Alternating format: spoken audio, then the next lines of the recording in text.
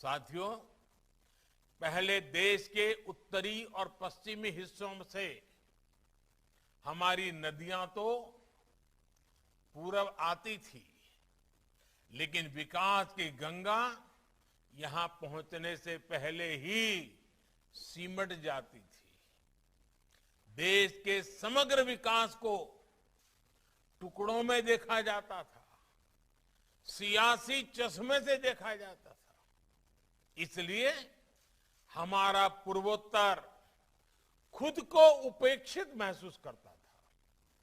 लेकिन आज देश के विकास को एक भारत श्रेष्ठ भारत की भावना से देखा जाना चाहिए। विकास को अब देश की एकता अखंडितता का पर्याय माना जाता है। पहले नीतियां दिल्ली के बंद कमरों में बनती थी और पूर्वोत्तर को उनमें फिट करने की नाकाम कोशिश होती थी। जमीन से ये कटाव ही अलगाव को जन्म देता है। इसलिए पिछले 7 सालों में देश ने एक नई सोच, नई अप्रोच तय की है।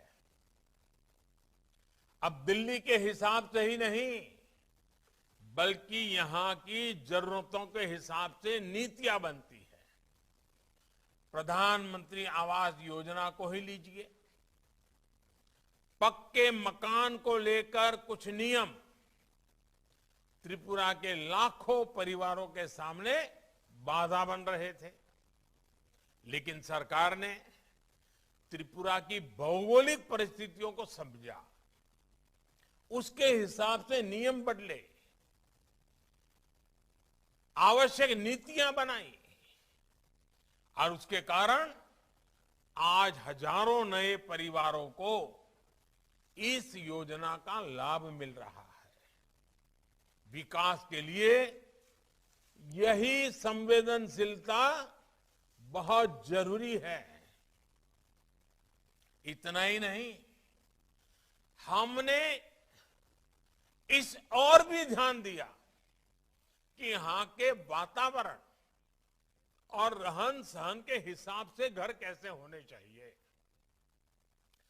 हमने घरों का साइज भी बढ़ाया और उन्हें नई सुविधाओं से भी जोड़ा।